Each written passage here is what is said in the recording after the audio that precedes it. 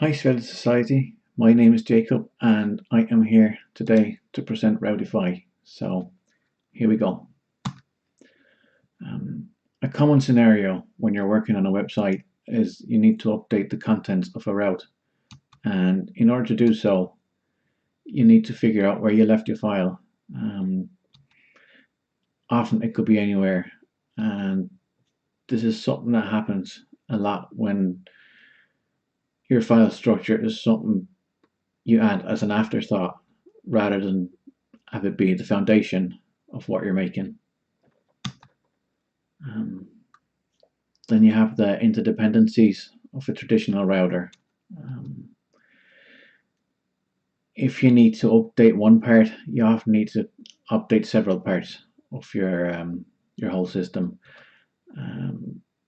It's not too much of a hassle as long as you remember to update everything, but every now and then you forget something, and then you have dead links on your website or in your app, and yes, who wants that? So why a file router? You get the predictability you have when you have conventions. For instance, you have a one-to-one map between routes and files that helps you locate any file you might be looking for, and then you have the single source of truth. Wherever your file is and whatever it's called in your file structure, that's the truth. There's no configuration that says one thing, no navigation that says a second thing, and no file structure that says a third thing. It's all in the file structure. And as you can see here, what you see is pretty much what you get.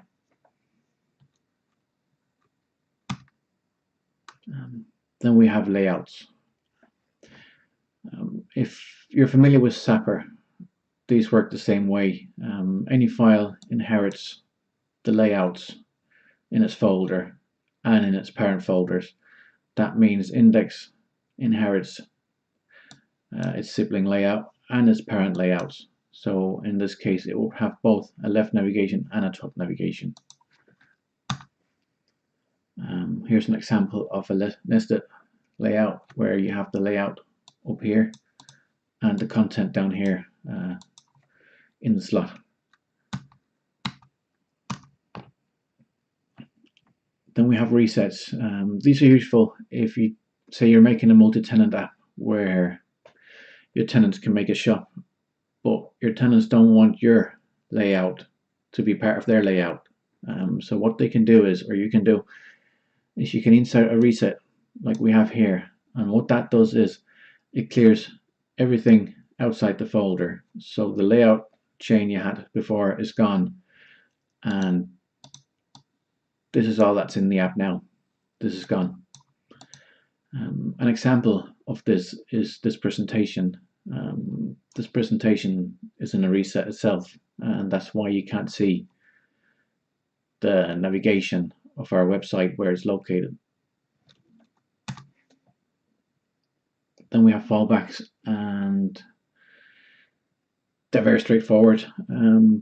They handle 404s, or they can handle custom logic. If you have a folder where you think this is not a task for a file router, you could create a fallback in that folder and just have everything redirect to that file, and then from there have that file control all the logic in that folder. And then we have our URL helper. Let's see here, just to get me up to speed. Unlike a normal browser where your relative URL is relative to the current path in the address bar, our links here are relative to the file that the URL is located in. This has a lot of advantages, especially that if you're navigating around your site, your nav bar will keep static links rather than keep them relative to the current address, which wouldn't work in a nav bar. And then we have the named route down here, which is also very helpful. You can assign a name to a file, and once you do that, you can link to it from anywhere by using that name. And it doesn't matter if you move the file around, you'll always find it with that name. And we'll get into that in a bit.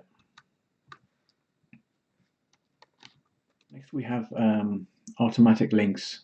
These are not so much a feature of Routify, but more something you can do with Routify. As you can see here, we're walking through the layout to children and creating links from those children. It's very straightforward, and just to show you an example, and sorry about the spoilers here, this is the same concept applied to all the files in our presentation folder, which you can see here. So that's how that works. Then we have metadata, and metadata is basically data that can be accessed outside the file without having to load it first. This allows indexing files, ordering them, linking to them without having to load them and waste bandwidth on something you might not want to load. Just as an example here, we have the index set to 4. That is the same as what we have here with the different numbers, 45, 50, 60. That's what keeps everything in order. Let's see, what else do we have? Alright, here we have custom preloading. As you can see, we have a custom prop here on our metadata, and that allows us to iterate through our routes and then load the routes that have the preload me prop set on them. And of course we also want to load the layouts. So here we have another custom metadata, and as you can see here, we have a custom prop called block post, and inside it we have a prop called published. What we can do then is we can list all the files in a folder, as we're doing here, and then we filter out any metadata that has the block post prop, and then we sort them by using the publish prop. And you can see that on our website by going to the block address. And then the question is, do you have to use metadata? And no, not at all. Sometimes it makes sense, sometimes it doesn't make sense, and it's something you'll probably know when you get there if it's something you need. Then we have query strings. These are very straightforward. You have the parameters here, and they are applied to your path, which you can then see down here. And what we can do then is we can overload our parameters here and still get the data, as you can see here. What we do then is we get query strings, and here we overload it even further. And in order to then later access these parameters, we can use the params helper that we've got here, and that would then get us the whole string. Then we have our meta tags helpers. They are something we use primarily for automation, but they can also be set manually. Along with setting the meta tags title, they also set the OG title for Open Graph. And on top of that, there are a few templates and stuff that you can use with them, or set up your own templates for your own custom logic. Then we have decorators. A decorator is just a component that gets wrapped around every file in a tree descending from a slot. So what happens is, if we apply a decorator to this slot, which is in this layout here, every descendant will then be wrapped in that decorator all the way down. And this is actually what we've done here.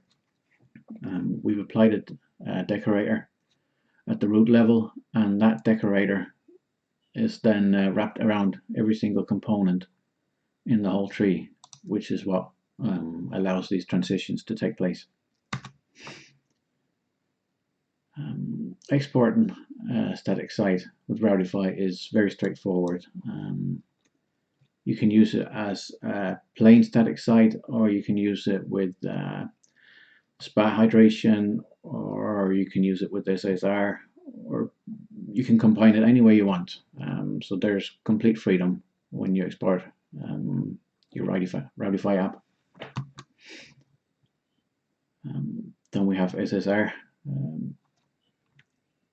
SSR is not something Routify does, but it's Routify friendly in the way that it works in JSDOM, Puppeteer, and our own server here called Spasser,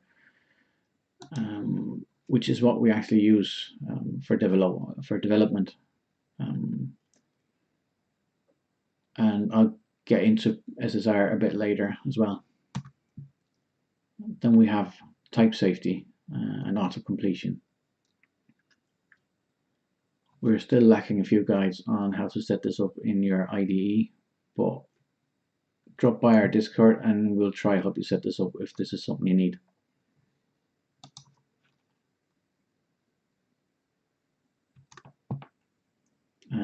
Then we have our starter template, and it's very easy to get started with.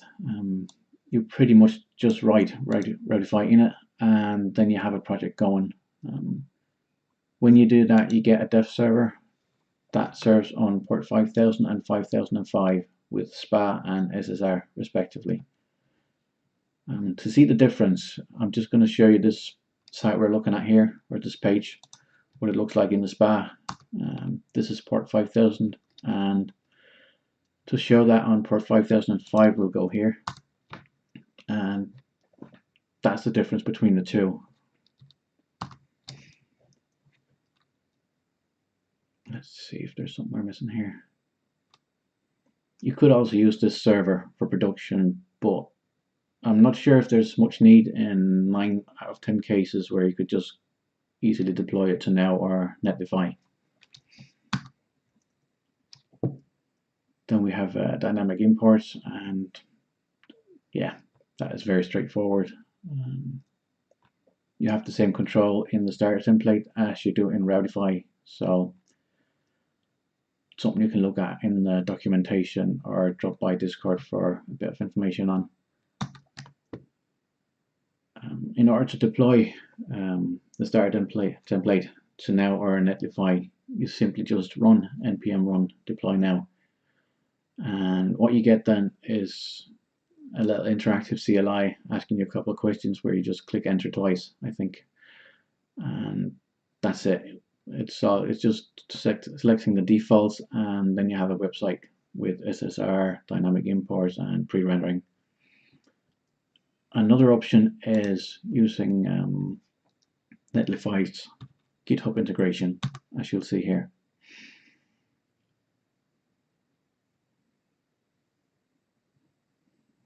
It's going a bit fast, but you get the idea. You click a few buttons and then you type in your base directory and build command, and then that's it.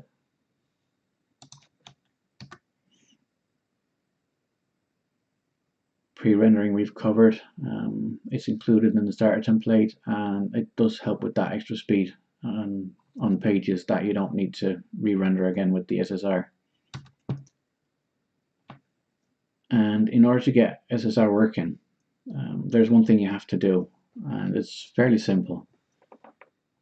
If you look at this example here, we have a async function that fetches some data from a JSON placeholder. In a SPA that would show, but in an SSR that would not be served from the server. It would be something that would be hydrated in the app on the client, and sometimes that's not what we want. So if we wanted to hydrate the server, especially for SEO purposes, we could do this. The little ready helper here delays the render of our SSR function. Normally, SSR would render the whole website instantly, but once you include a ready helper, it doesn't render anything until that ready helper is called.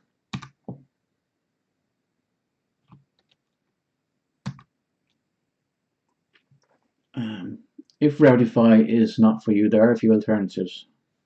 Actually, there's a lot of alternatives. If you're looking for a file router, there's SAPA, which is also a great framework if you're looking for data handling. And if you don't want a file router, if you prefer traditional routers, there's a lot of routers, and I wouldn't even know where to start with which one I'd recommend. And if that doesn't work for you either, you can always roll your own, which is kind of how this started. And that was it. Thank you for watching, and hope to see you again.